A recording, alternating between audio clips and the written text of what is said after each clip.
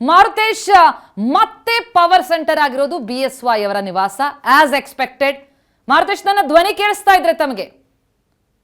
ಈಗ BSY ನಿವಾಸಕ್ಕೇನು ಮಾಜಿ ಶಾಸಕರುಗಳ ದಂಡೆ ಹರಿದು ಹೋಗ್ತಾ ಇದೆ. ಟಿಕೆಟ್ ಆಕಾಂಕ್ಷಿಗಳು ಬರ್ತಾ ಇದ್ದಾರೆ. GM ಸಿದ್ದೇಶ್ವರ್ ಅವರಿಗೆ ಟಿಕೆಟ್ ಅನ್ನ ನೀಡಬೇಡಿ ಎನ್ನುವಂತಹ ಒತ್ತಾಯ ಕೇಳಿ ಬರ್ತಾ ಇದೆ. ನೋಡ್ತಾ ಹೋದ್ರೆ ಈ ಆಕಾಂಕ್ಷಿಗಳ ಆಗ್ರಹದಿಂದಾಗಿ ಯಾವ ರೀತಿಯಾದಂತಹ ಬದಲಾವಣೆಗಳಾಗಬಹುದು, ಬೆಳವಣಿಗೆ ಏನಾಗಬಹುದು, ಏನ್ ಡೀಟೇಲ್ಸ್ ಲಭ್ಯ ಆಗ್ತಾ ಇದೆ? ಪ್ರತಿಮಾ, ದಾವಣಗೆರೆ ಲೋಕಸಭಾ ಕ್ಷೇತ್ರ ಒಂದ್ ರೀತಿ ಶಾಮನೂರು ಶಿವಶಂಕರಪ್ಪನವರ ಫ್ಯಾಮಿಲಿ ಮತ್ತು ಸಿದ್ದೇಶ್ವರ ಅವರ ಫ್ಯಾಮಿಲಿ ನಡುವಿನ ಹಣಾಹಣಿಯಾಗಿ ಪ್ರತಿ ಲೋಕಸಭಾ ಚುನಾವಣೆಯಲ್ಲೂ ಕಂಡು ಬರ್ತಾ ಇತ್ತು. ಸತತ 4 ಬಾರಿ GM ಸಿದ್ದೇಶ್ವರ ಅವರು ಗೆದ್ದಿದ್ದಾರೆ. ಈ ಬಾರಿ ಕೂಡ ಚುನಾವಣೆಗೆ ಸ್ಪರ್ಧಿಸುವಂತ ಇಂಗಿತವನ್ನ ಈಗಾಗಲೇ ಅವರು ವ್ಯಕ್ತಪಡಿಸಿದ್ದಾರೆ. ಅವರು ಕೂಡ ಯಡಿಯೂರಪ್ಪ ಅವರ ಹೆಸರನ್ನೇ ಹೇಳಿದ್ದಾರೆ. ಯಡಿಯೂರಪ್ಪ ಅವರು ನನಗೆ ಸೂಚನೆ ಕೊಟ್ಟಿದ್ದಾರೆ ಲೋಕಸಭಾ ಚುನಾವಣೆಗೆ ನಿಲ್ಬೇಕು ಈ ಬಾರಿಯೂ ಕೂಡ ಅಂತೇಳಿ. ಹಾಗಾಗಿ ನಾನು ತಯಾರಿಯನ್ನು ನಡೆಸಿದ್ದೀನಿ ಅಂತೇಳಿ ಹಿಂದೆ ಅವರು ಮಾತನಾಡುವಂತಹ ಸಂದರ್ಭದಲ್ಲೂ ಕೂಡ ಹೇಳಿದ್ದಾರೆ. ಈಗ ಬದಲಾದ ಕಾಲಘಟ್ಟದಲ್ಲಿ ಸ್ಥಳೀಯವಾಗಿ ಬಿಜೆಪಿ ಮುಖಂಡರು, ಮಾಜಿ ಶಾಸಕರು ಎಲ್ಲರೂ ಕೂಡ ಈಗ ಹಾಲಿ ಸಂಸದರ ವಿರುದ್ಧ ತಿರುಗಿ ಬಿದ್ದಿದ್ದಾರೆ. ಸೊ ಅದರ ಕಾರಣವಾಗಿ ಯಡಿಯೂರಪ್ಪ ಅವರ ಮನೆಯ ಕದ ಬಾಗಿಲನ್ನ ತಟ್ಟಿದ್ದಾರೆ ದಾವಣಗೆರೆಯ ಬಿಜೆಪಿ ಮುಖಂಡರ ನಿಯೋಗ. ಅದರಲ್ಲಿ ರೇಣುಕಾಚಾರ್ಯರಿದ್ರು, SA ರವೀಂದ್ರನಾಥ್ ಅವರಿದ್ದಾರೆ, ಜಿಲ್ಲಾ ಮುಖಂಡರುಗಳು, ಬಹುತೇಕರು ಲೀಡರ್ಸ್ಗಳ ಸಮೇತ ಯಡಿಯೂರಪ್ಪನವರ ನಿವಾಸಕ್ಕೆ ಆಗಮಿಸಿ ಹಾಲಿ ಸಂಸದರಿಗೆ ಈ ಬಾರಿ ಟಿಕೆಟ್ ಕೊಡಬೇಡಿ, ಹೊಸ ಮುಖಕ್ಕೆ ಅವಕಾಶವನ್ನ ಮಾಡಿಕೊಡಿ ಎನ್ನುವಂತಹ ಬೇಡಿಕೆಯನ್ನ ಇಟ್ಟಿದ್ದಾರೆ.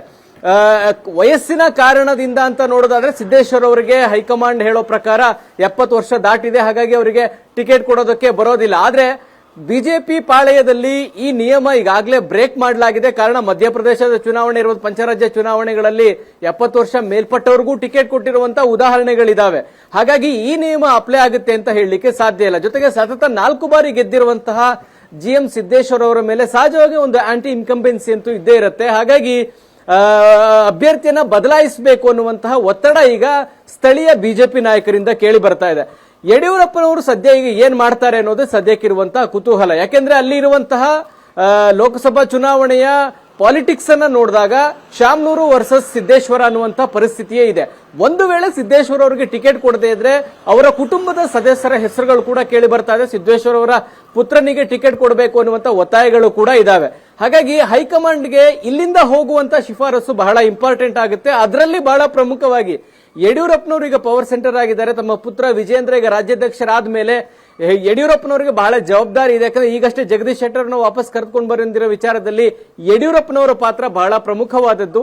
ಹಾಗಾಗಿ ಟಿಕೆಟ್ ಕೊಡುವಂತಹ ವಿಚಾರದಲ್ಲಿ ಯಡಿಯೂರಪ್ಪನವರ ಅಭಿಪ್ರಾಯ ಬಹಳ ಇಂಪಾರ್ಟೆಂಟ್ ಆಗುತ್ತೆ.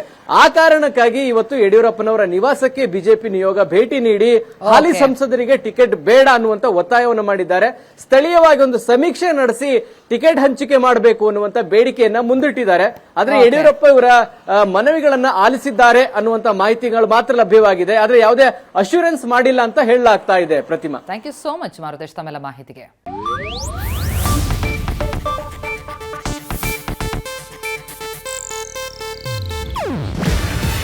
ಇದು ಏಷ್ಯಾನೆಟ್ ನ್ಯೂಸ್ ನೆಟ್ವರ್ಕ್ ಪ್ರಸ್ತುತಿ. ನೀವು ನೋಡ್ತಿದ್ದೀರಾ ಏಷ್ಯಾನೆಟ್ ಸುವರ್ಣ ನ್ಯೂಸ್.